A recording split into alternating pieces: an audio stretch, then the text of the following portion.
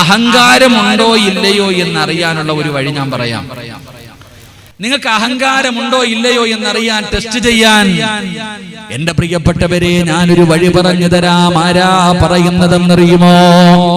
എന്റെ പ്രിയപ്പെട്ട സഹോദരാ, മദീനത്ത് മസ്ജിദുൻ നബവിയിലേക്ക് കടന്നു ചെല്ലുമ്പോൾ ആ പച്ചക്കുബ്ബയുടെ അടിയിൽ ഇങ്ങനെ ആദരവായ പ്രവാചകൻ നബി മുഹമ്മദ് മുസ്തഫ സ്വല്ലല്ലാഹു അലൈഹി വസല്ലമ തങ്ങൾ കിടക്കുമ്പോ ആ പ്രവാചകന്റെ റൗളയ്ക്കകത്ത് കൂടെ കിടക്കുന്ന രണ്ട് സ്വഹാബികളുണ്ട്.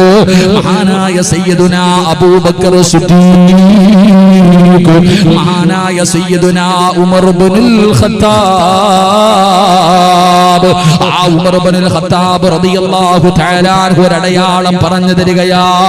എന്റെ പ്രിയപ്പെട്ടവരെ, ഉമർ തങ്ങൾ പറഞ്ഞു തരുന്ന അടയാളം എന്തെന്നറിയുമോ? അല്ലാഹുവിന്റെ പള്ളിയിൽ നിന്ന് സുബഹി ബാങ്ക് വിളിക്കുകയാണ്. ഉമർ ഇബ്നുൽ ഖത്താബ് റളിയല്ലാഹു തആല അൻഹു സുബഹി നമസ്കരിക്കുന്നതിന് വേണ്ടി പള്ളിയിലേക്ക് കടന്നു പോവുകയാ. ഉമർ തങ്ങൾ പള്ളിയിലേക്ക് സുബഹി ജമാഅത്തായി നമസ്കരിക്കാൻ കടന്നു പോവുകയാണ്. അല്ലാഹുവേ, പള്ളിക്കകത്തേക്ക് കടന്നു ചെന്നു. അവിടെ നിന്ന് ഇഖാമത്ത് കൊടുത്തു. ഉമർ ഇബ്നുൽ ഖത്താബ് റളിയല്ലാഹു തആല അൻഹു ഇമാമത്ത് നിൽക്കുകയാ. അതാ സുബഹി നമസ്കരിക്കുന്നതിന് വേണ്ടി പള്ളിയുടെ മിഹ്റാബിന്റെ അകത്ത് കയറി നിന്നിട്ടു ഉമർ തങ്ങൾ അവിടെ നിന്ന് കൈകെട്ടുകയാണ്. അവിടെ നിന്ന് ഫാത്തിഹ ഓതി. എന്നിട്ട് പടച്ചവനെ സൂറത്തു ത്വാഹ പാരായണം ചെയ്യുകയാ. അല്ലാഹുവിന്റെ പള്ളിക്കകത്ത് സുബഹി നമസ്കാരത്തിന് മഹാനായ ഉമർ ഇബ്നുൽ ഖത്താബ് തങ്ങൾ സൂറത്തു ത്വാഹ ഓതുകയാ. ത്വാഹ എന്ന് പറയുന്ന സൂറത്തും ഉമർ തങ്ങളും വല്ലാത്ത ഒരു ബന്ധമാണ്. ഉമറിന്റെ ജീവിതത്തിലെ മാറ്റത്തിന്റെ വിപ്ലവം സൃഷ്ടിച്ചത് പരിശുദ്ധമായ ഖുർആനിലെ സൂറത്തു ത്വാഹയാ. ആ ഉമർ തങ്ങൾ പള്ളിയിൽ വെള്ളിയാഴ്ച സുബഹി നമസ്കാരത്തിന് വേണ്ടി പള്ളിയിൽ നിന്നുകൊണ്ട് സൂറത്തു ത്വാഹ ഓതിയിട്ട് നമസ്കരിച്ചു കൊണ്ടിരിക്കുമ്പോ എന്ന് പറയുന്ന മജൂസിയായ മനുഷ്യനുണ്ടല്ലോ, വിഷം കടർത്തിയ കടാരയുമായി പള്ളിക്കകത്തേക്ക് കടന്നു വരികയാണ്.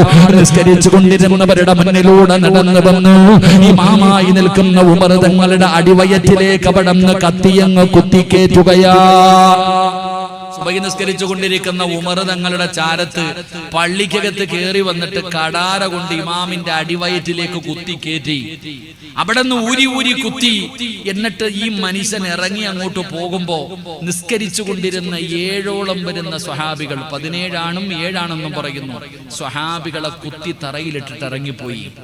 എന്റെ പ്രിയപ്പെട്ട സഹോദരങ്ങളെ, ആ അത്രയും പേരെ കുത്തി ഇമാമ് തന്റെ അടിവയറ്റിൽ കുത്തുകൊണ്ടിട്ട് രക്തം ഇങ്ങനെ ഒഴുകുകയാ. എന്റെ പ്രിയപ്പെട്ട സഹോദരങ്ങളെ, ഒരാള് പോലും കൈയഴിച്ചില്ല. അതാ മനസ്സിലാക്കണ്ടേ. ഖലീഫയാണ്, ഇമാമാണ്. ഇമാമിന്റെ അടിവയറ്റിലേക്ക് കത്തി കുത്തിക്കേറ്റിയിട്ട് ഇമാമ് പെടയുകയാ. തന്റെ ചാരത്ത് നിന്ന് നിസ്കരിച്ച സ്വഹാബികൾ താഴെ കിടന്ന് പിടയുമ്പോ ആ പള്ളിക്കകത്ത് കൈകെട്ടിയിരുന്ന ഒരൊറ്റ സഹാബി പോലും, എന്തിന്, സാക്ഷാൽ ഉമർ തങ്ങളുടെ മകൻ പോലും ആ കൈയഴിച്ചില്ല. അവരാക്കപ്പന്നെ നിന്നു, ഒരാളും കൈയടിച്ചില്ല. ഉമർ ഇബ്നുൽ ഖത്താബ് റളിയല്ലാഹു തആല അൻഹു തന്നെ കൊണ്ട് ഇമാമത്ത് നിൽക്കാൻ പറ്റില്ല എന്ന് മനസ്സിലായപ്പോ അവിടെ നിന്ന് വിളിച്ചു പറഞ്ഞു, അല്ലാഹു അക്ബർ, അല്ലാഹു അക്ബർ. എന്റെ പ്രിയപ്പെട്ട സഹോദരങ്ങളെ, പുറകെ നിൽക്കുന്ന ആളോട് കയറി ഇമാമത്ത് നിൽക്കാൻ, പുറകിൽ നിൽക്കുന്ന ആളോട് കയറി ഇമാമത്ത് നിൽക്കാൻ അവിടുന്ന് സ്വഹാബത്ത് പറയുന്നു, അബ്ദുറഹ്മാൻ ഇബ്നു ഔഫ് തങ്ങളാണെന്ന് തോന്നുന്നു. പുറകിൽ നിന്ന് സ്വഹാബി മുന്നോട്ട് കയറി. ഉമർ ഇബ്നുൽ ഖത്താബ് റളിയല്ലാഹു തആല അൻഹു പിടഞ്ഞു വീഴുകയാ. ആ സ്വഹാബിയുടെ കാലിന്റെ ചുവട്ടിൽ കിടന്ന് മരണവെപ്രാളത്തിൽ പിടയുമ്പോ ഒരാൾ പോലും കൈയടിച്ചില്ല, ഒരാളും ഇറങ്ങി ഓടിയില്ല. കാരണം അവര് നിൽക്കുന്നത് ആരുടെ മുന്നിലാ? നമസ്കാരം എന്ന് പറഞ്ഞാൽ എന്താണെന്ന് പഠിച്ചോ? ഒരൊറ്റ മനുഷ്യനും കൈയടിക്കാത്തതിന്റെ കാരണം എന്തെന്നറിയുമോ? അവരാരുടെ മുന്നിലാ നിൽക്കുന്നത്? ഈ പ്രപഞ്ചം മുഴുവനും അടക്കി ഭരിക്കുന്ന രാജാതിരാജനായ മലിക്കുൽ ജബ്ബാറായ സർവാധിനാഥനായ സർവാധിപരനായ ഈ പ്രപഞ്ചത്തിന്റെ അധിപനായ പടച്ച റബ്ബിന്റെ മുന്നിൽ അല്ലാഹു അക്ബർ എന്ന് പറഞ്ഞ് കൈകെട്ടിയിട്ട് എന്തേ റബ്ബിനോട് പറയുന്നതെന്നറിയോ? ഇന്ന സ്വലാത്തി വ നുസുകി വ മഹ്യായ വ മമാതി ഒരു പ്രതിജ്ഞ എടുക്കുകയാണ്. കൈകെട്ടികെട്ട് നീ പറയുന്ന വജ്ജകത്തുവിന്റെ അർത്ഥം നിനക്കറിയുമോ സഹോദരാ? അതിന്റെ അർത്ഥം അങ്ങാടം നീ അറിഞ്ഞിരുന്നെങ്കിൽ നീ കളിക്കില്ലടാ. നമസ്കാരത്തിൽ നിന്ന് ചിരിക്കില്ല, നമസ്കാരത്തിൽ നിന്റെ ഹൃദയം ഇങ്ങനെ പറന്നു നടക്കൂല. പടച്ചവനെ, എല്ലാവരും ഉമർതങ്ങൾ പിടഞ്ഞു വീണു. ആ സ്വഹാബി പെട്ടെന്ന് പെട്ടെന്ന് നമസ്കാരം പൂർത്തീകരിച്ചു. ഉമർതങ്ങൾ ഇങ്ങനെ മരണത്തോട് മല്ലടിച്ചുകൊണ്ട് കിടക്കുകയാണ്. ഉമർതങ്ങൾ ഇങ്ങനെ മരണത്തോട് മല്ലടിച്ചുകൊണ്ട് കിടക്കുകയാ. ഓരോ സ്വഹാബികൾ അടുത്ത് വരുന്നുണ്ട്, ഉമർതങ്ങളെ സമാധാനിപ്പിക്കുന്നുണ്ട്, ഉമർതങ്ങളോട് അവിടെ നിന്ന് സംസാരിക്കുന്നുണ്ട്. ഉമർതങ്ങൾ ഇങ്ങനെ മരണത്തോട് മല്ലടിച്ചുകൊണ്ട് കിടക്കുമ്പോ ഒരു ചെറുപ്പക്കാരൻ കടന്നു വരികയാ. ഒരു ചെറുപ്പക്കാരൻ കടന്നു വരികയാ. യാ അമീറുൽ മുഅ്മിനീൻ ബിബുശ്റാ ലക. ഉമർ തങ്ങളുടെ ചാരത്ത് വന്നിട്ട് ആ ചെറുപ്പക്കാരൻ ചോദിക്കുന്നു, ഉമറേ, എന്തിനാണ് ഉമറേ നിങ്ങൾ പേടിക്കുന്നത്? നിങ്ങൾ എത്ര വലിയ ഭാഗ്യവാനാ, നിങ്ങൾ എത്ര വലിയ ഭാഗ്യവാനാ. മരണത്തോട് മല്ലടിക്കുന്ന ഉമർ തങ്ങളോട് ആ ചെറുപ്പക്കാരൻ അവിടെ നിന്ന് ചോദിക്കുകയാണ്, നിങ്ങൾ ആരെന്നറിയോ? അല്ലാഹുവിന്റെ പ്രവാചകന്റെ തലയെടുക്കാൻ പോയ മനുഷ്യനാണ്. അല്ലാഹുവിന്റെ റസൂലിന്റെ തലവെട്ടാൻ പോയവനാണ്. അല്ലാഹു നിങ്ങൾക്ക് ഹിദായത്ത് നൽകിയില്ലോ, അല്ലാഹു നിങ്ങളെ ഹിദായത്ത് നൽകിയില്ലോ. അല്ലാഹുവിന്റെ പ്രവാചകന്റെ കയ്യിൽ പിടിച്ച് മുസ്ലിം ആകാനുള്ള ഭാഗ്യം കിട്ടിയില്ലോ. പ്രവാചകൻ ഇഷ്ടപ്പെടുന്ന സ്വഹാബിയായില്ലേ, ഇസ്ലാമിന്റെ ഖലീഫയായില്ലേ, ബദരീങ്ങളിൽപ്പെട്ട സ്വഹാബിയല്ലേ. ഉമറേ, അല്ലാഹു നിങ്ങൾക്ക് ചെയ്ത ഏറ്റവും വലിയ ഭാഗ്യമെന്നറിയുമോ? ഈ മദീനത്ത് കിടന്ന് ഷഹീദാകാ. യുദ്ധം ഹറാമാക്കപ്പെട്ട നാട്ടില് ഈ മദീനത്ത് കിടന്നിട്ട് ഷഹീദാകാം നിങ്ങൾക്ക് ഭാഗ്യം കിട്ടിയില്ലേ? ഇതിനെക്കാളും നിങ്ങൾക്ക് എന്തേ വേണ്ടത്? ഈ ചെറുപ്പക്കാരൻ ചോദിക്കുമ്പോ ഉമർ തങ്ങളുടെ കണ്ണ് നിറയുകയാണ്. സന്തോഷം കാരണം അവിടെ നിന്ന് കരയുകയാ.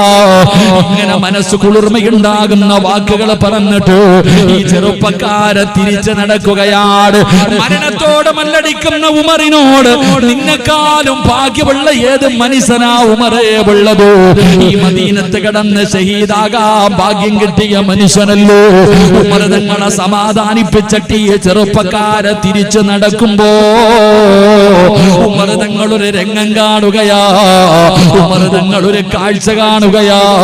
ആ മരണത്തോട് മല്ലടിച്ചുകൊണ്ട് കിടക്കുന്ന ഉമർ ഇബ്നുൽ ഖത്താബ് റളിയല്ലാഹു തആല അൻഹു അവിടുന്ന് ചെറുതായിട്ടങ്ങ് എഴുന്നേൽക്കുകയാ.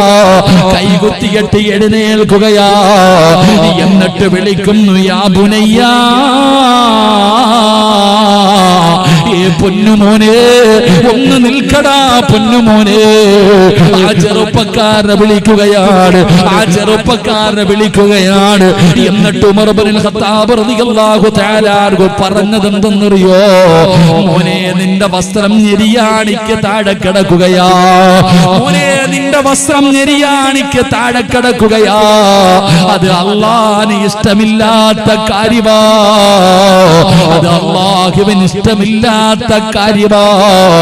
ഞെരിയാണിക്ക് താഴെ വസ്ത്രമിട്ടുകൊണ്ട് നടക്കുന്നത് അഹങ്കാരത്തിന്റെ അടയാളമാണെന്ന് ആദരവായ പ്രവാചകൻ നബി മുഹമ്മദ് മുസ്തഫ. ആദരവായ പ്രവാചകൻ നബി മുഹമ്മദ് മുസ്തഫ സല്ലല്ലാഹു അലൈഹി വസല്ലമ തങ്ങൾ ഒത്തിക്കോ. ഒന്നേന്തതാ ഇൽമെന്ന് പറഞ്ഞാൽ കേട്ടിട്ട് കളയാനുള്ളതല്ല, ചെയ്തു പോകണം. മുണ്ട് നല്ലതുപോലെ പൊക്കി ഉടുത്തിക്കോ, ഇല്ലെങ്കിൽ അള്ളാഹുടെ സ്വർഗം നീ സ്വപ്നത്തിൽ പോലും കാണണ്ട. അതിന്റെ പരിമളം 500 വർഷത്തെ വഴിദൂരം എന്ന് പറഞ്ഞാൽ ഇപ്പൊ 500 കിലോമീറ്റർ ഉണ്ട് ഇവിടുന്ന് തിരുവനന്തപുരം വരെ. അപ്പൊ 500 വർഷത്തെ വഴിദൂരം വരെ സ്വർഗത്തിന്റെ വാസന അടിക്കൂണ. അതുപോലും നിനക്കൊന്നും ശ്വസിക്കാൻ യോഗ്യത ഉണ്ടാകില്ല. അള്ളാഹു കാക്കുമാറാകട്ടെ, അള്ളാഹു കാക്കുമാറാകട്ടെ.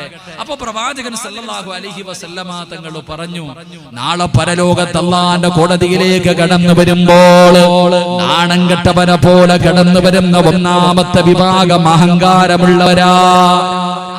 അഹങ്കാരമുള്ളതിന്റെ അടയാളമാണ്. പെണ്ണുങ്ങളൊക്കെ റോഡിൽ ചിലരൊക്കെ എന്തിനാ ഇപ്പൊ പള്ളിയിലെ മോദിനെ കൊണ്ട് പള്ളി തൂപ്പിക്കണം, മുറ്റത്തൂടെ 2 റൗണ്ട് നടത്തിയാ പോരെ.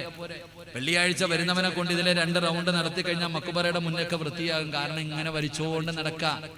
പെണ്ണുങ്ങളെ കൊണ്ടൊക്കെ, പെണ്ണുങ്ങളെ കണ്ടിട്ടില്ല, ഫർദ് ഇങ്ങനെ തറയിലിട്ട് വലിച്ചുകൊണ്ട് നടക്കും. വവ്വാലുകളെ പോലുള്ള ഫർദയാണല്ലോ ഇപ്പൊ. പിന്നെ അങ്ങനത്തെ അങ്ങനെ നിന്നാ മതി. അത് ഇട്ടുകൊണ്ട് നടക്കാം. പട്ടി നടക്കുന്നിടത്തും സർവ്വ നജസുകൾ കിടക്കുന്നിടത്തുകൂടെ വലിച്ചടിച്ചുകൊണ്ടിരിക്കും. അതും കൊണ്ട് നിസ്കരിക്കും. അള്ളാഹു കാക്കുമാറാകട്ടെ, അള്ളാഹു ഈമാൻ നൽകുമാറാകട്ടെ. ഇതിപ്പോ പറഞ്ഞ് ഇഷ്ടപ്പെട്ടില്ലേ? പറഞ്ഞു ഇഷ്ടപ്പെടാത്ത പോലെ ഒരു ഗൗരവം ഉള്ളത് പറയുമ്പോ അങ്ങനെ. അള്ളാഹു ഈമാൻ നൽകുമാറാകട്ടെ. അപ്പൊ ഒന്നാമത്തെ വിഭാഗം ഒന്ന് പറഞ്ഞപ്പോഴേ ഇങ്ങനെയാണെങ്കിൽ ഇനി അടുത്തത് പറയുമ്പോൾ എന്ത് ചെയ്യുന്ന ഞാൻ ആലോചിക്കണേ. അങ്ങനെയാണെങ്കിൽ തന്നെ തല്ലണ്ട് വരും, കുഴപ്പമില്ല. ഒന്ന്, അള്ളാഹു ഈമാൻ നൽകുമാറാകട്ടെ.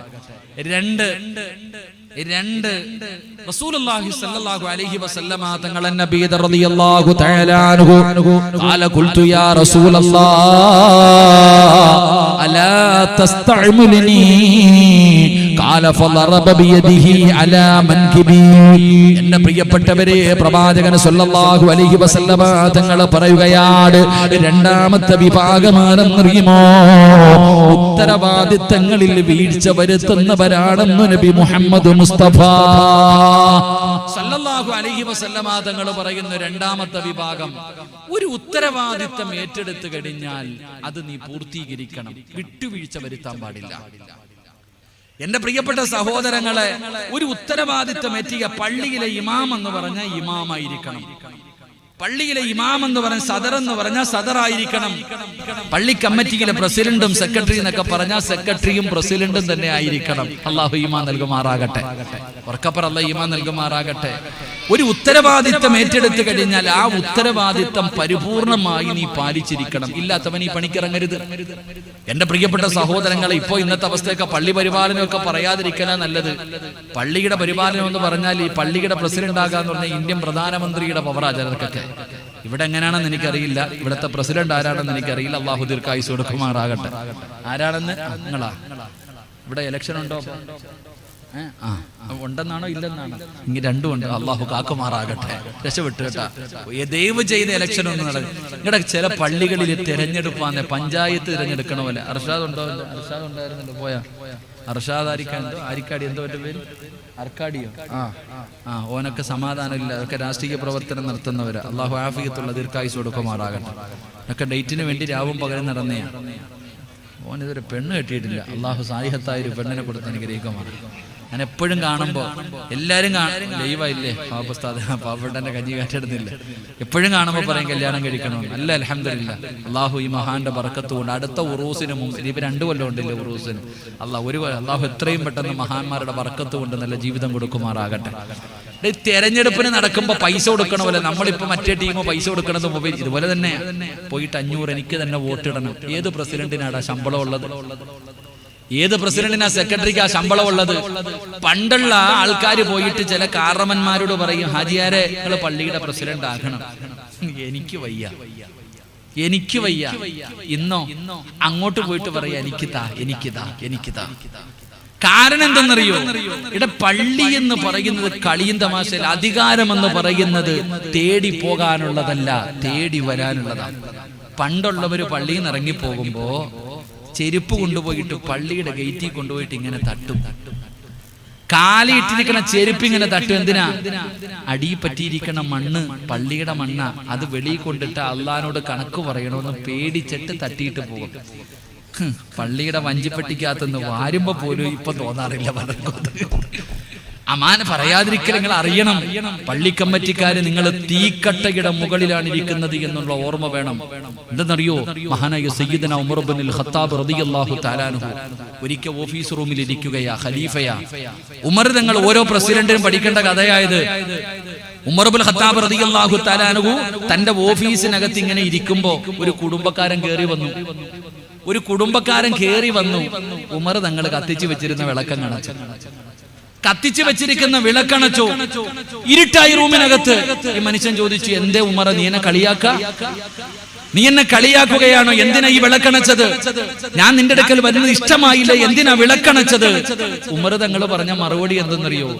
ഇത് പൊതുസ്വത്താ, ജനങ്ങളുടെ പൈസ കൊണ്ട് വാങ്ങിച്ച എണ്ണ വെച്ചാ ഇവിടെ വിളക്ക് കത്തിക്കുന്നേ. നീ കുടുംബക്കാര്യം പറയുമ്പോ ഇത് കത്തിച്ചു വെച്ചാൽ നാളെ നരകത്തി കിടക്കേണ്ട വരും. അള്ളാഹു കാക്കുമാറാകട്ടെ. പച്ച മലയാളത്തിൽ പറഞ്ഞ കമ്മിറ്റി ഓഫീസിൽ ഇരിക്കുമ്പോ നിന്റെ കുടുംബക്കാരൻ കല്യാണം വിളിക്കാൻ വന്ന പ്രസിഡന്റ് അപ്പം ഫാൻ ഓഫ് ആക്കണം. അള്ളാഹു മാറാകട്ടെ. ഇതിനർത്ഥം കമ്മിറ്റി പള്ളിയുമായി ബന്ധപ്പെട്ട വിഷയം ചർച്ച ചെയ്യുമ്പോ ഫാനോ എസിയോ എന്തോ ഇട്ടോ. പക്ഷെ കുടുംബക്കാര്യം പറയുമ്പോ നരകം ഓർമ്മ വരണം. അള്ളാഹു കാക്കുമാറാകട്ടെ. ഇതാരോടാ പറയണേ? പള്ളിയുടെ മൂത്രപ്പരയുടെ മുന്നിലിട്ടിരിക്കണ ചെരുപ്പിന്റെ മൂക്ക് വെട്ടിയിട്ടിരിക്കുക. എന്തിനു? അടിച്ചോണ്ട് പോകാതിരിക്കാൻ. എടാ, ഈ മൂത്രപ്പരയുടെ മുന്നിൽ കിടക്കുന്ന ചെരുപ്പിന്റെ മൂക്ക് വെട്ടുന്ന എന്തിനാ? അതും പള്ളിയുടെ ചെരുപ്പാന്ന് അറിയാതിരിക്കാനാ? എല്ലാവർക്കും അറിയാം അത് പള്ളിയിലതാണ്. പള്ളിയുടെ മൂത്രപ്പരയിലെ കപ്പ് കയറി കെട്ടിയിട്ടിരിക്കുക. എടുത്തോണ്ട് പോകാം. നമ്മുടെ അമാനത്തിതാ. നമ്മുടെ അവസ്ഥ ഞാൻ ചിരിക്കാൻ പറഞ്ഞല്ലോ, സത്യല്ലേ? അതെന്തിനാ അപ്പൊ കെട്ടിയിട്ട്? ഞാനിങ്ങനെ ചിന്തിക്കാറുണ്ട്. താഴെ വീഴാതിരിക്കാനായിരിക്കും എന്നൊക്കെ സമാധാനത്തിൽ കരുതാം. അള്ളാഹു ഈമാൻ തരുമാറാകട്ടെ. അതുകൊണ്ട് ഞാൻ പറഞ്ഞു, നിങ്ങളെ പേടിപ്പെടുത്തിയതൊന്നുമല്ല, ഓർമ്മപ്പെടുത്തിയതാ. അള്ളാഹു പറഞ്ഞത് എന്തെന്നറിയുമോ? ഇന്നമായ ഉമ്മുറു മസാജിദ് അല്ലാഹ്. ഈ ആയത്തിന്റെ അർത്ഥം അറിയുമെങ്കിൽ ഒരൊറ്റ ഒരെണ്ണത്തിനെ കാണത്തില്ല മത്സരിക്കാൻ. അള്ളാഹുവിന്റെ പരിശുദ്ധമായ ഖുർആനിലെ ഈ ആയത്തിന്റെ അർത്ഥം അറിഞ്ഞാ പിന്നെ ആരെയും കിട്ടൂല. ഇന്നമായ ഉമ്മുറു മസാജിദ് അല്ലാഹ്. അള്ളാഹു പറയുകയാ, എന്റെ പള്ളി, എന്റെ വീട് പരിപാലിക്കേണ്ടത് ആരെന്നറിയോ? എന്റെ വീട് പരിപാലിക്കേണ്ടവൻ ആരെന്നറിയോ? അവൻ എന്നെ കൊണ്ട് വിശ്വസിച്ചവനാകണം. അല്ല ഉണ്ടെന്നവൻ വിശ്വസിക്കണം. 2, അല്ല പറഞ്ഞത് 5 നേരം നിസ്കരിക്കുന്നവനാകണമെന്നല്ല. 5 നേരം നിസ്കരിക്കുന്നവനാകണമെന്നല്ല. അല്ല രണ്ടാമത് പറഞ്ഞത്, 1 ഞാനുണ്ടെന്ന് വിശ്വസിക്കണം.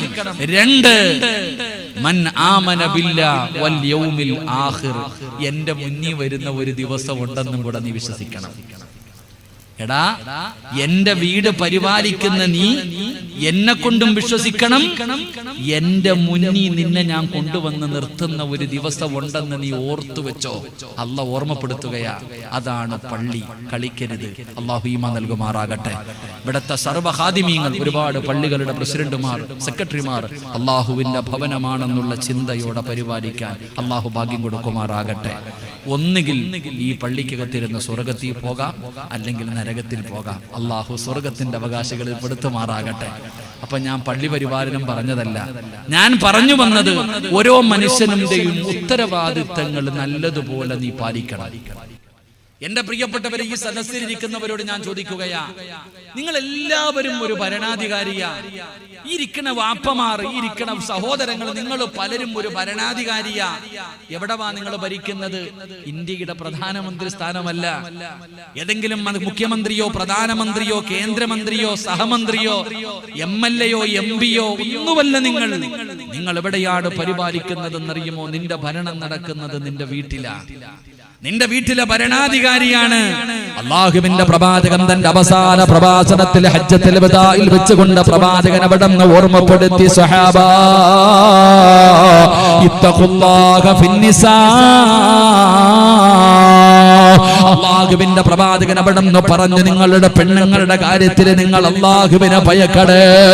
ഈ സദസ്സിൽ ഇരിക്കുന്നവരോട് പറയുകയാണ്, അല്ലാഹു നിനക്ക് അമാനത്തായി ഏൽപ്പിച്ചിരിക്കുകയാണ്. നിന്റെ ഭാര്യ, നിന്റെ മക്കള്. നീയല്ലേ അവർക്ക് ഭക്ഷണം കൊടുക്കുന്നത്, നീയല്ലേ സർവ്വതും വാങ്ങിക്കൊടുക്കുന്നത്.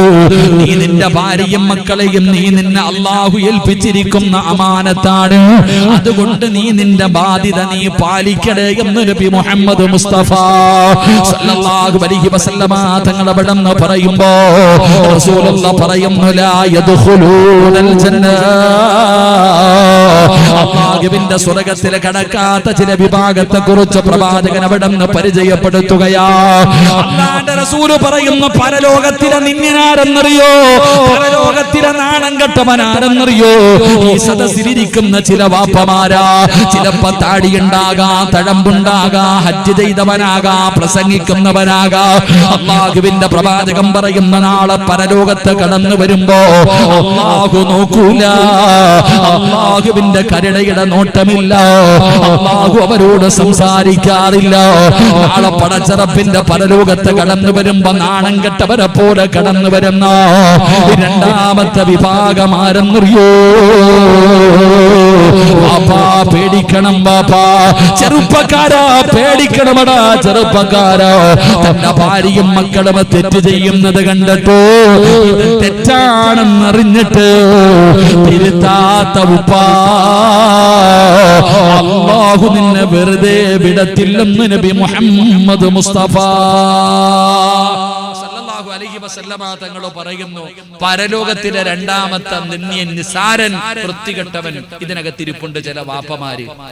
തന്റെ പെണ്ണും പിള്ളയും മക്കളും ചെയ്യുന്നത് തെറ്റാണെന്നറിയാം, എന്നാലും ഒരു കുഴപ്പമില്ല, നീയാണെന്ന് നബിയുനാ റസൂലുള്ളാഹി. ഉറക്കെ നബിയുനാ റസൂലുള്ളാഹി. നമുക്കറിയാം, നമ്മൾ നിസ്കരിക്കും, നിങ്ങളൊക്കെ നിസ്കരിക്കും, ഞാൻ നിസ്കരിക്കില്ല എന്ന് പറയില്ല. നിങ്ങൾ എല്ലാവരും നിസ്കരിക്കും. പക്ഷെ നിങ്ങളുടെ ഭാര്യ നിസ്കരിക്കോ? നിങ്ങളുടെ മക്കളെ നിസ്കരിക്കോ? 7 വയസ്സുള്ളവനോട് നിസ്കരിക്കാൻ കൽപ്പിക്കണം. 10 വയസ്സായവനെ നിസ്കരിച്ചില്ലെങ്കിൽ എന്ത് ചെയ്യണോടാ മക്കളെ? ഉറക്കപ്പറയുടെ കാശൊന്നും കൊടുക്കണ്ട. എന്ത് ചെയ്യണം? നിസ്കരിക്കാത്തവൻ എന്ത് ചെയ്യണം? 10 വയസ്സായിട്ട് നിസ്കരിക്കാത്തവൻ എന്ത് ചെയ്യണം? നിങ്ങളും മിണ്ടാതിരിടാ, വാപ്പമാര് പറയട്ടെ. ഇനി പറഞ്ഞേ എന്ത് ചെയ്യണം? കമ്മിറ്റിക്കാര് പറഞ്ഞ എന്ത് ചെയ്യണോപ്പാ? പ്രസിഡന്റ് തല്ലണം. എന്ത് വേണം? തല്ലണം. നിസ്കരിക്കാത്തതിന്റെ പേര് മക്കളെ തല്ലിയ ഏതെങ്കിലും ഒരു വാപ്പ ഉണ്ടെങ്കിൽ ഈ മക്കാമിന്റെ മുന്നിൽ ഇരുന്നൊന്ന് കൈപൊക്കിക്കേ.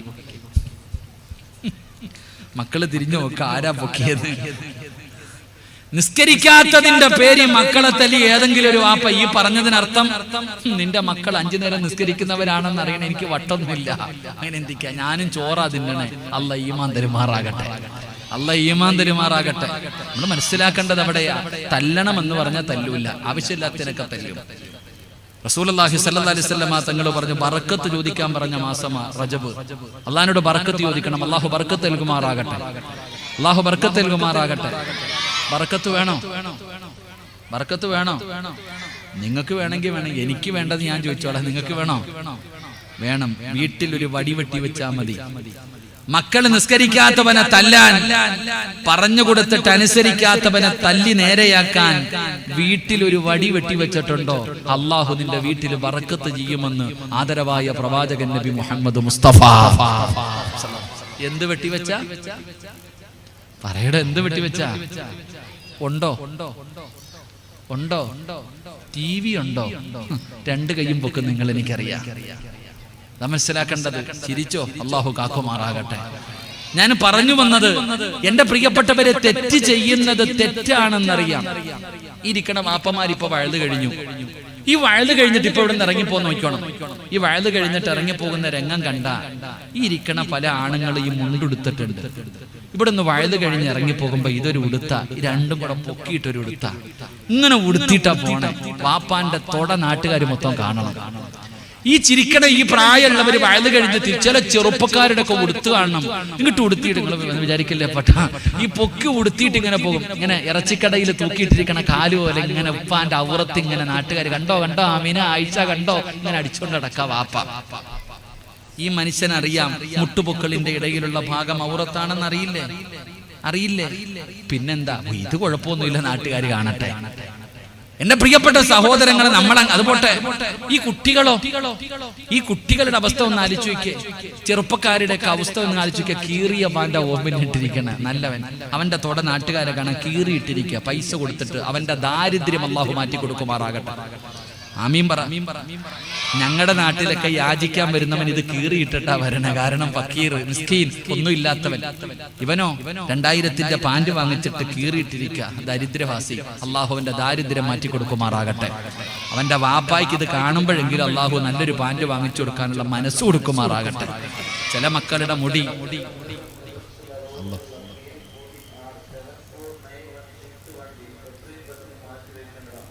വണ്ടിയുടെ ഉടമ പൊക്കോ, സ്വർഗത്തിലേക്കുള്ള വഴി തുറന്നു കൊടുക്ക്, പെട്ടെന്ന് പോയി.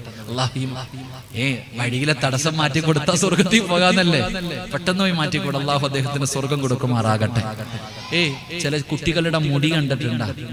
ഓന് പോകുമ്പോ ആണാണോ പെണ്ണാണോ എന്ന് അത്ഭുതമാ. കണ്ട ഇങ്ങനെ മുടി വളർത്തിരിക്ക. ഉപ്പളയിൽ ഞാൻ ഉണ്ടില്ലേ, ഉപ്പളയിൽ ഒരു കടയിൽ പോയി. ഉപ്പളയിൽ ഒരു കട വരുമ്പോ മുടി വെട്ടാൻ പോയിരിക്കുമ്പോഴത്തേക്ക് ഫർദ ഇട്ടോണ്ട് 2 താത്താമാര് വന്നു. ഒരു 5, 6, 7 വയസ്സ് വരും. ഓൻ ബംഗാളിയോട് പറഞ്ഞു കൊടുക്ക ഇങ്ങനെ വെട്ടാൻ. ഞാൻ ഇങ്ങനെ നോക്കി, റബ്ബേ ഇവിടെ എന്താ നടക്കണേ? അപ്പോഴും ഉമ്മ കയ്യിൽ ലായിലായില്ലെന്ന് പറഞ്ഞോണ്ടിരിക്കുക. ഉമ്മ ലായിലായില്ല മുസ്തഫ, നീ ഉണ്ടായിരുന്നില്ലടാ? ഞാൻ ആ കടയുടെ ഉടമയോട് പറഞ്ഞ ആ ബംഗാളിയോട് ഞാൻ ചോദിച്ചു, എനിക്ക് അറിയുന്ന ഹിന്ദി വെച്ചിട്ട് ഞാൻ ചോദിച്ചു, ഞാൻ എന്നാ ചെയ്യാനാ ഉസ്താദ്, കാണിക്കണത് വെട്ടിക്കൊടുക്കേണ്ടത് തന്നെ. പോയിട്ട് പെണ്ണുങ്ങളുടെ മുടി ചീക വെക്കണ പോലെ ചീപ്പ് ഇങ്ങനെ കയറ്റി വെച്ചിട്ട് അതിര് വെട്ടുക, പള്ളിയുടെ പറമ്പ് കവർ വെട്ടണ പോലെ വെട്ടും. അല്ലാഹു കാക്കുമാറാകട്ടെ. ഞാൻ പറഞ്ഞു വന്നത്, എന്റെ പ്രിയപ്പെട്ട സഹോദരങ്ങളെ, നിങ്ങളൊക്കെ ഔറത്ത് മറയ്ക്കുന്നവരാ, നിങ്ങളുടെ മക്കളും ഔറത്ത് മറയ്ക്കുന്നവരാ. റോഡിലിറങ്ങില്ല. ഇപ്പൊ ഹിജാബൊക്കെ വലിയ വിഷയമായിരിക്കുക. ഹിജാബിനെ കുറിച്ച് മുസ്ലിമീങ്ങൾ മൊത്തം ചർച്ച ചെയ്യണത്. ഹിജാബിനെ കുറിച്ച് പ്രസംഗിക്കുന്നു, ഹിജാബിനെ കുറിച്ച് ചർച്ച ചെയ്യുന്നു. ആര്? അവന്റെ പെണ്ണുമ്പിള്ള ഇന്ന് വരെ ഹിജാബ് ഇട്ടിട്ടില്ല, അവനാ പ്രസംഗിക്കണത്. നീ വയലു പറഞ്ഞ ഈ പ്രസംഗിക്കുന്ന ആൾക്കാരോട് ഞാൻ ചോദിക്കട്ടെ, എടാ ഹിജാബ് ഹിജാബ് എന്ന് പറഞ്ഞ് നീ വയലു പറയുന്നല്ലോ, നിന്റെ പെണ്ണുമ്പിള്ള ഹിജാബ് ഇടുവോ? നിന്റെ പെണ്ണുമ്പിള്ള തലയിൽ കൂടെ ചുറ്റിക്കൊണ്ട് നടക്കല്ലേ ഇങ്ങനെ തലയിൽ കൂടെ? ഇപ്പൊ ഇതാ എല്ലാരും വിചാരിച്ചിരിക്കണത് ഇങ്ങനെ ചുറ്റിക്കെട്ടി ഒരു ഇങ്ങനെ ഇട്ട് ഇങ്ങനെ നടക്കുന്നതിനാ ഹിജാബ് എന്ന്. ഇതിനാണെന്നൊരു ധാരണയുണ്ട്.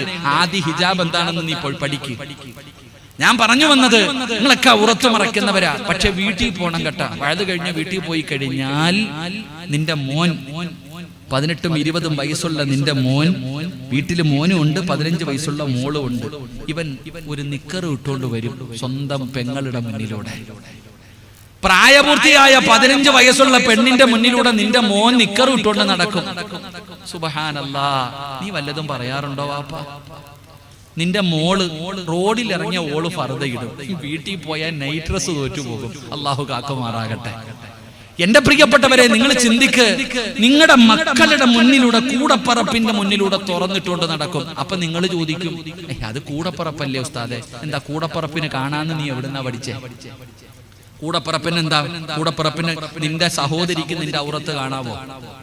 നിന്റെ സഹോദരന് നിന്റെ ഔറത്ത് കാണാവോ? ഇതെവിടുന്ന് പഠിച്ചു നീ? അല്ലാഹുവിന്റെ ഖുർആൻ എന്താ പറഞ്ഞു? നിന്റെ ഉമ്മാടെ കാണാവോ? നിന്റെ ഉമ്മാടെ ഔറത്ത് നിനക്ക് കാണാവോ? നിന്റെ വാപ്പയുടെ ഔറത്ത് നിനക്ക് കാണാവോ? എന്താ നീ ദീനിനെ കുറിച്ച് ചിന്തിച്ചിരിക്കണേ? അള്ളാഹുവിന്റെ പരിശുദ്ധമായ ഖുർആൻ പറഞ്ഞു, 3 സമയങ്ങളിൽ പ്രായപൂർത്തിയാകാത്ത മക്കൾ എന്ന് വന്ന 7 വയസ്സിന് താഴെ പ്രായമുള്ള മക്കൾ. കാരണം 7-ാം വയസ്സിലാണ് നിസ്കരിക്കാൻ കൽപ്പിക്കണ്ടേ. അപ്പൊ പ്രായപൂർത്തിയാകാത്ത ചെറിയ മക്കൾ മാതാപിതാക്കളുടെ റൂമിന്റെ അകത്ത് കയറണമെങ്കിൽ അനുവാദം ചോദിക്കണം. 3 സമയങ്ങളിൽ അനുവാദം ചോദിക്കാതെ കയറരുത്. ഖുർആൻ ഞാൻ പറയുകയല്ല, അല്ലാഹു ഈമാൻ നൽകുമാറാകട്ടെ. 3 സമയങ്ങളിൽ മാതാപിതാക്കളുടെ ബെഡ്റൂമിന്റെ അകത്ത് കയറണമെങ്കിൽ 10 വയസ്സിന് താഴെ പ്രായമുള്ളവൻ പോയി നിന്നിട്ട് ചോദിക്കണം, മാ ഞാൻ കയറി വരട്ടെ? മാമോനെ എന്ന് പറഞ്ഞാൽ കയറണം, ഇല്ലെങ്കിൽ പാടില്ല. അല്ലാഹു പറയുകയാ. ഏത് സമയം? 1 സുബഹിക്ക് മുമ്പുള്ള സമയം, 2 ഉച്ചഭക്ഷണം കഴിച്ചിട്ട് കിടക്കുന്ന സമയം, 3 രാത്രിയിൽ വായും തുറന്നിരിക്കുക. അതെന്തേ അല്ലാന്നില്ലേ? നമ്മൾ ചിന്തിക്കണതെന്താ ഈ 3 സമയത്തിന്റെ പ്രത്യേകത എന്താ? ഒരു ഉദാഹരണം പറയാം. രാത്രി കിടന്നുറങ്ങുമ്പോ ആണുങ്ങളൊക്കെ ഒരു മുണ്ടുടുത്തിയിട്ട് കിടന്നുറങ്ങും. നമ്മളൊക്കെ രാത്രി കിടക്കുമ്പോൾ നല്ലപോലെ മുണ്ടൊക്കെ അങ്ങോട്ട് ഉടുത്തിട്ട് അങ്ങോട്ട് കിടന്നുറങ്ങും. പടച്ചോനെ ട്രെയിൻ പോകുന്ന പോലെ ചിലരൊക്കെ കൂർക്കം വലിയൊക്കെ നല്ല വലിയ. പടച്ചോനെ ഇന്നലെ ട്രെയിനിൽ വലിക്കണ വലിയട്ടപ്പോ എനിക്ക് തന്നെ അത്ഭുതം തോന്നി. പോട്ടെ, ഞാൻ അദ്ദേഹത്തിന്റെ ഇറച്ചി തിന്നല്ല. നമ്മളൊക്കെ രാത്രി കിടക്കുമ്പോൾ മുണ്ടുടുത്തിയിട്ട് കിടന്നുറങ്ങും. രാവിലെ 5 മണിക്ക് 4:30 ചാടി എഴുന്നേക്കുമ്പോ ആദ്യം തരേണ്ടത് ഈ മുണ്ട് എവിടാണ്. അവനിപ്പോഴും സീന ചിന്തിക്കുന്നുണ്ട്. രാവിലെ ഉറക്കത്തിൽ നിന്ന് എഴുന്നേറ്റ ഉടനെ തിരയുന്നത് മുണ്ട. അല്ലാഹുവേ, ആ സമയത്തെങ്ങാണം മക്കള് വീട്ടിൽ കയറി വന്ന എന്താ പറയാ, ഗോവ കടപ്പുറം ഓർമ്മ വരും. സായിപ്പ് അടക്കണ പോലെ വാപ്പ അടക്കണേ. നിങ്ങൾ ചിന്തിക്ക് സഹോദര. എടാ, ഒരു 5 വയസ്സുകാരൻ, ഒരു 10 വയസ്സുകാരൻ പോകട്ടെ, 50 വയസ്സുള്ള നിനക്ക് നിന്റെ ഉമ്മാടെ ഔറത്ത് കണ്ട എന്തെങ്കിലും തോന്നുവോ? ഒന്നും തോന്നില്ല. വാപ്പാടെ ഔറത്ത് കണ്ട എന്തെങ്കിലും തോന്നുമോ? തോന്നില്ല. എന്നാലും അല്ല പറഞ്ഞു കാണണ്ട. അല്ല പറഞ്ഞ് കാണണ്ട എന്ന്. നമ്മളോ സ്വന്തം പ്രായപൂർത്തിയായ മകള് ഔറത്ത് കാണുന്ന വസ്ത്രം ധരിച്ച് നടക്കുമ്പോ, ഉമ്മ നിനക്ക് കണ്ണില്ലേ? ഉമ്മ നിനക്ക് കണ്ണില്ലേ? ഉമ്മ നിക്കറും ഇട്ടുകൊണ്ട് ബെറുമ്പൂടയും ഇട്ടുകൊണ്ട് ഔറത്ത് കാണിക്കുന്ന വസ്ത്രവും ഇട്ടുകൊണ്ട് നിന്റെ മകൻ നടക്കുമ്പോ അവന്റെ തലയ്ക്കൊന്ന് കൊടുത്തിട്ട് ഇവിടെ വേറെ പെണ്ണുങ്ങളുണ്ടടാ, ഇനി മേലാൽ ഇങ്ങനെ നടക്കരുത് എന്ന് പറയാത്ത വാപ്പ, നീ കാത്തിരുന്നോ, നാളെ നിന്നെ റബ്ബ് കൊണ്ടുവരും. അള്ളാഹു കാക്കുമാറാകട്ടെ, അള്ളാഹു കാക്കുമാറാകട്ടെ. അള്ളാഹുവിന്റെ പ്രവാചകൻ നബി മുഹമ്മദ് മുസ്തഫ സല്ലല്ലാഹു അലൈഹി വസല്ലമ തങ്ങൾ പറയുന്ന രണ്ടാമത്തെ വിഭാഗമാരാ, അള്ളാഹുവേ ഓരോ ഉത്തരവാദിത്തങ്ങൾ നമ്മൾ ഏറ്റവരാണ്, അതിനകത്ത് വീഴ്ച വരുത്താൻ പാടില്ല. എന്റെ പ്രിയപ്പെട്ടവരെ, മുസ്ലിം പെണ്ണ് ഹിജാബ് ധരിക്കണമെന്ന് അല്ലാഹുവിന്റെ ഖുർആൻ പറഞ്ഞതാ, ഞാൻ പറഞ്ഞതല്ല. സത്യവിശ്വാസികളെ കുറിച്ച് അല്ലാഹുവിന്റെ പരിശുദ്ധമായ ഖുർആൻ അവിടെന്ന് പറയുമ്പോ അവിടെന്ന് ഹിജാബ് ധരിക്കണമെന്നാണ് പറഞ്ഞത്. എന്റെ പ്രിയപ്പെട്ടവരെ, ധരിക്കാറുണ്ടോ?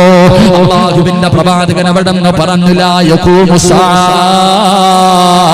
ഒരു കാലഘട്ടം വരും അല്ലാഹുവിന്റെ റസൂൽ അവിടെന്ന് പറയുകയാണ്, അന്ന് പടച്ചവരെ ജനങ്ങൾ ആദരിക്കുന്ന, ജനങ്ങളെ ബഹുമാനിക്കുന്ന ചെല്ലി വലിയ ആൾക്കാരുണ്ടല്ലോ, ഹജ്ജ് ചെയ്തവര്, ഉംറ ചെയ്തവർ, പടച്ചവനെ പള്ളി പരിപാലിക്കുന്നവർ, എല്ലാവരും ബഹുമാനിക്കുന്ന ചിലരിങ്ങനെ വണ്ടിയിൽ വന്ന് പള്ളിയുടെ മുന്നിലിറങ്ങുകയാണ്. താടിയുള്ളവനും തഴമ്പുള്ളവനും വണ്ടിയുടെ ഫ്രണ്ടിലെ വാതിൽ തുറന്ന് വെളിയിലിറങ്ങുമ്പോ പിൻസീറ്റിലിരുന്ന് ഇറങ്ങുന്ന പ്രിയപ്പെട്ട ഭാര്യയുടെ കോലം കണ്ട, ഔറത്ത് മറയ്ക്കാത്ത ഭാര്യ, ഔറത്ത് മറയ്ക്കാത്ത മക്കള്, ഇങ്ങനെ ഒരു കാലം വരാതെ ലോകത്ത് ഇടിത്തി വീടില്ലെന്ന് നബി മുഹമ്മദ് മുസ്തഫ സല്ലല്ലാഹു അലൈഹി വസല്ലമ തങ്ങൾ പറയുമ്പോ, താടിയും തഴമ്പുമുള്ള ഉപ്പ എന്ന് പറഞ്ഞു നടക്കുന്ന, 5 നേരം നിസ്കരിക്കുന്ന ഉപ്പയോട് ചോദിക്കുകയാ, നിനക്ക് അല്ലാഹുവിന്റെ ദീനിനെ കുറിച്ച് പറയാൻ അർഹതയില്ല, നിനക്ക് ഹിജാബിനെ കുറിച്ച് പറയാൻ അർഹതയില്ല. കാരണം നിന്റെ ഭാര്യ ഹിജാബ് ധരിക്കാറില്ല, നിന്റെ മക്കളെ ഹിജാബ് ധരിക്കാറില്ല. പടച്ചവനെ, കർണാടകയുടെ സ്കൂളിൽ നിങ്ങൾ കണ്ടതല്ലേ എന്റെ പ്രിയപ്പെട്ടവരെ, മുസ്ലിം പെൺകുട്ടികൾ പരീക്ഷയ്ക്ക് പോകുമ്പോ ഹിജാബ് ഇട്ടുകൊണ്ടകത്ത് കയറാൻ പറ്റില്ല എന്ന് പറയുമ്പോ ഹിജാബ് ഊരിയിട്ട് പരീക്ഷയ്ക്ക് കയറുന്ന പെൺമക്കളെ കാണാ. എങ്കിലും പടച്ചവരെ, ഈ ഹിജാബ് ഊരിയിട്ട് എനിക്ക് പഠിക്കണ്ട, എനിക്ക് പരീക്ഷ എഴുതണ്ട എന്ന് പറഞ്ഞുകൊണ്ട് ഇറങ്ങിപ്പോകുന്ന പെൺമക്കളെയും നമുക്ക് കാണാം. 1400 വർഷങ്ങൾക്ക് മുമ്പ് ജീവിച്ചിരുന്ന സുമയ്യ ബീവി റളിയല്ലാഹു തആല അൻഹ, അബൂജഹൽ മരുഭൂമിയിൽ മലർത്തിക്കിടത്തിയിട്ട് സുമയ്യ ബീവി റളിയല്ലാഹു തആല അൻഹ, പഠിക്കണം ചെറുപ്പക്കാരാ, എടാ തന്റെ പ്രിയപ്പെട്ട ഭർത്താവിനെ തീക്കകത്തേക്ക് തലകീഴായി കെട്ടി നിർത്തിയിട്ട് ശരീരം മുഴുവനും കത്തിക്കരിഞ്ഞിട്ട് അതാ തീക്കകത്ത് കിടന്ന് വേദനിക്കുമ്പോ, ശരീരം മുഴുവനും തീ കത്തിക്കൊണ്ടിരിക്കുന്ന പ്രിയപ്പെട്ട ഭർത്താവിനെ തീക്കുണ്ടാരത്തിൽ നിന്ന് വെളിയിലേക്ക് തെള്ളിയിട്ടു, ശരീരത്തിലെ മണ്ണ് വാരിയിട്ടുകൊണ്ട് തന്റെ ഭർത്താവിന്റെ ശരീരത്തിലെ തീയണച്ചു.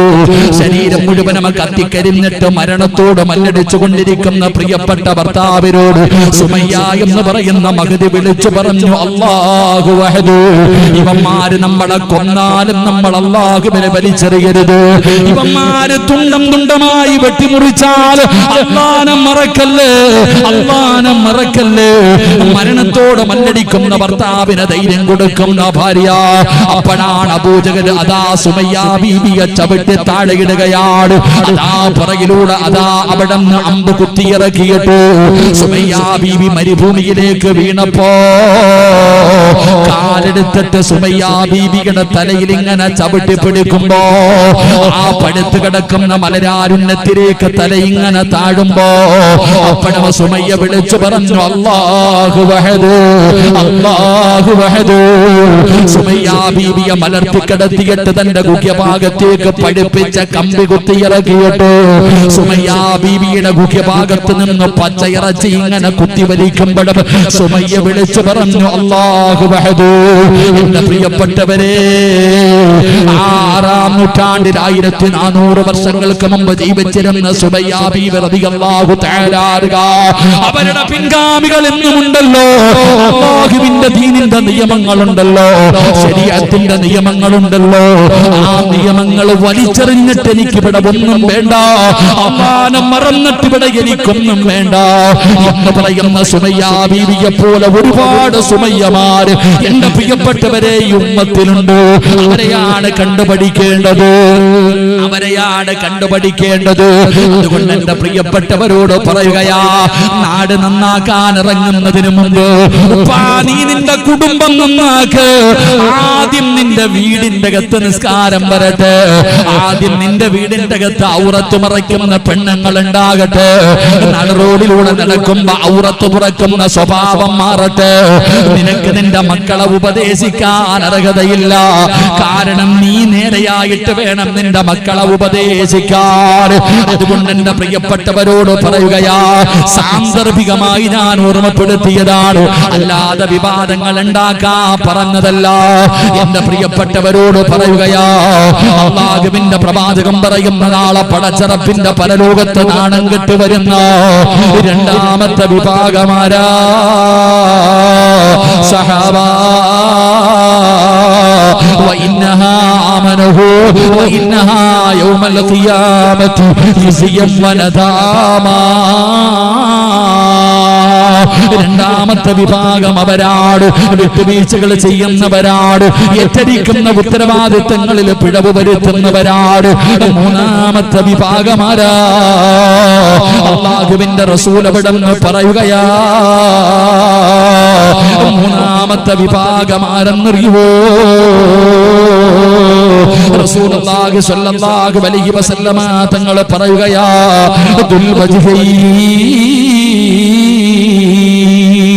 റസൂലുള്ളാഹി തങ്ങൾ പറയുന്ന രണ്ട് മുഖമുള്ളവരുണ്ടല്ലോ. പ്രവാചകൻ അവിടെന്ന് പറയുകയാണ്, അൽ മുഹമ്മദ് ഇബ്നു സയ്യിദ് റളിയല്ലാഹു തആല അൻഹു ഖാല റസൂലുള്ളാഹി സ്വല്ലല്ലാഹു അലൈഹി വസല്ലം, അല്ലാഹുവിന്റെ റസൂൽ അവിടെന്ന് പറയുകയാ, തജിദു ഫീ ശർരിന്നാസി യൗമൽ ഖിയാമ. ജനങ്ങളിൽ വെച്ച് ഏറ്റവും വൃത്തികെട്ടവനാരാ? അല്ലാഹുവിന്റെ റസൂൽ അവിടെന്ന് പറയുകയാണ്, ഖാലൻ നബി സ്വല്ലല്ലാഹു അലൈഹി വസല്ലം, തജിദു മിൻ ശർരിന്നാസി യൗമൽ ഖിയാമത്തി ഇൻദല്ലാഹി ദിൽ വജ്ഹൈൻ الذي يأتي هؤلاء بوجهه وهؤلاء بوجهه. അല്ലാഹുവിന്റെ റസൂൽ അവിടെന്ന് പറയുകയാണ്, നാളെ പടച്ചറപ്പിന്റെ പരലോകത്തിലെ ഏറ്റവും നശിച്ച മൂന്നാമത്തെ വിഭാഗമാരാ? ജനങ്ങളിൽ ഏറ്റവും നശിച്ചവൻ രണ്ട് മുഖമുള്ളവരാണെന്ന് നബി മുഹമ്മദ് മുസ്തഫ സല്ലല്ലാഹു അലൈഹി വസല്ലമ തങ്ങൾ പറയുകയാ. ഇവിടെ ആളുപേര് കൂടി നിൽക്കുന്നു, അവരുടെ കൂടെ നിന്നിട്ട് പറയും ഞാൻ നിങ്ങളുടെ കൂടെയാണ്. അങ്ങോട്ട് മാറി നിന്നിട്ട് പറയും, അവരുടെ കൂടെ കൂടിയിട്ട് പറയും ഞാൻ നിങ്ങളുടെ കൂടെയാണ്. പരസ്പരം അങ്ങോട്ടും ഇങ്ങോട്ടും തമ്മിലടിക്കുന്ന വിഭാഗമുണ്ടല്ലോ. റസൂലുള്ളാഹി അൻ അമ്മാർ റളിയല്ലാഹു തആല അൻഹു ഖാല റസൂലുള്ളാഹി സ്വല്ലല്ലാഹു അലൈഹി വസല്ലം, മൻ കാന ലഹു വജ്ഹാനി ഫിദ് ദുനിയാ കാന ലഹു യൗമൽ ഖിയാമത്തി ലിസാനാനി മിനൻ നാർ. നാളെ പടച്ചറപ്പിന്റെ പരലോകത്ത് ജനങ്ങൾ മുഴുവനും നിൽക്കുമ്പോ അതാ നാക്ക് രണ്ട് നാക്കുകളാണ്. രണ്ട് നാക്കുകൾ തീയുടെ നാവുകള് നരകത്തിലെ തീയുടെ നാവുകളുമായിട്ടോ നാവിങ്ങനെ കത്തിപ്പടരുകയാണ്. മുഖത്ത് മാംസങ്ങളില്ലാതെ പുഴുത്ത് നാറിയ പോലെ പരലോകത്ത് കടന്നു വരുന്ന ഒരു വിഭാഗമുണ്ട്. അവരാരെന്നറിയോ? തമ്മിലടിപ്പിക്കുന്നവരാ, യേശുനി പറയുന്നവരാ. പടച്ചവനെ, കൂട്ടുകാരുടെ ഇടയിലോ കുടുംബക്കാരുടെ ഇടയിലോ മഹല്ലുകളിലോ, പടച്ചവനെ ഭാര്യ ഭർത്താക്കന്മാരുടെ നടുവിലോ സഹോദരന്മാരുടെ നടുവിലോ പരസ്പരം ആവശ്യമില്ലാത്തത് പറഞ്ഞു പരത്തികെട്ട് തമ്മിലടിപ്പിച്ച് രക്തം കുടിക്കുന്ന ശവം തിന്നി ഉറുമ്പുകളെ പോലെ ചിലരുണ്ടല്ലോ. അവർക്ക് അല്ലാഹു കൊടുക്കുന്ന ശിക്ഷയാ. അതുകൊണ്ട് എന്റെ പ്രിയപ്പെട്ടവരോട് പറയുകയാ, അങ്ങനെ ഉള്ളവരെ നിങ്ങൾ ഭയക്കട്. വാട്സപ്പിൽ ഒരു വാർത്ത വരുമ്പോ, ഏതെങ്കിലും ഒരു നിന്നോട് ആരെയെങ്കിലും കുറിച്ച് എന്തെങ്കിലും പറയുമ്പോ അത് പറഞ്ഞു പരുത്തുന്നതിന് മുമ്പ് നീ അതിന്റെ സത്യാവസ്ഥയൊന്ന് മനസ്സിലാക്കട്. അല്ലാതെ പറയല്ലേ. അല്ലാഹു പറഞ്ഞതെന്തെന്നറിയോ? യാ അയ്യുഹല്ലദീന ആമനൂ ഇൻ ജാഅകും ഫാസിഖുൻ ബിനബഇൻ ഫതബയ്യനൂ അൻ തുസീബൂ ഖൗമൻ ബിജഹാലാ ഫതുസ്ബിഹൂ അലാ മാ ഫഅൽതും നാദിമീൻ. അല്ലാഹു പറയുകയാണ്, യാ അയ്യുഹല്ലദീന ആമനൂ, ഏ അല്ലാഹനെ കൊണ്ട് വിശ്വസിച്ചവര്, ഇൻ ജാഅകുൻ ഫാസിഖുൻ, ഒരു വൃത്തികെട്ടവനുണ്ടല്ലോ, അവന് തഴമ്പ് കാണാം, അവന് താടി കാണാം, അവന് ഹജ്ജ് ചെയ്തവനാകാം, അവൻ ഇമാമാകാം, അവൻ പ്രവാചകനാകാം, അല്ലാഹുവേ ആരുമാകട്ടെ, ഇൻ ജാഅകുൻ ഫാസിഖുൻ, ഒരു വൃത്തികെട്ടവൻ നിന്റെ അടുക്കൽ വന്ന് ആരെയെങ്കിലും കുറിച്ച് എന്തെങ്കിലും പറഞ്ഞു തന്നാ നീ അത് പറഞ്ഞുകൊണ്ട് നടക്കല്ലേ, പരസ്യപ്പെടുത്തല്ലേ, സത്യം മനസ്സിലാക്കാതെ പറയല്ലേ. പറഞ്ഞു കഴിഞ്ഞാൽ അവസാനം നീ ചെയ്തത് തെറ്റാണെന്ന് നിനക്ക് തോന്നുമ്പോ വായിക്കകത്ത് കൈവച്ച് കടിക്കേണ്ടി വരുമെന്ന് അല്ലാഹുവിന്റെ വിശുദ്ധ ഖുർആൻ. അല്ലാഹുവിന്റെ പരിശുദ്ധമായ ഖുർആൻ പറയുന്നു, രണ്ട് മുഖം. ഹാജിയാരെ കാണുമ്പോ പറയും, ഹാജിയാരെ നിങ്ങൾ അല്ലാഹ് പടച്ചവനെ, നിങ്ങൾ വലിയ ആളാ, അല്ലാഹ് നിങ്ങളെ പോലൊരു നല്ല മനുഷ്യനുണ്ടോ, അല്ലാഹുവേ നിങ്ങൾ ചെയ്യുന്ന കാരുണ്യ പ്രവർത്തനം. അങ്ങോട്ട് തിരിഞ്ഞിട്ട് പറയും, നക്കി ഇവനെക്കാരും വലിയ. രണ്ടു മുഖം കാണുമ്പോ ഇവിടെ കൂടും, അങ്ങോട്ട് മാറുമ്പോ അങ്ങോട്ട് ഇതാ. ചിലരുടെ സ്വഭാവം അങ്ങനെ, ഭാര്യയും ഭർത്താവിനിടയിൽ കയറിയിട്ട് അങ്ങോട്ട് തമ്മിലിടിപ്പിക്കും, കൂടപ്പുറപ്പുകൾ, കൂട്ടുകാർ. അല്ലാഹു കാക്കുമാറാകട്ടെ.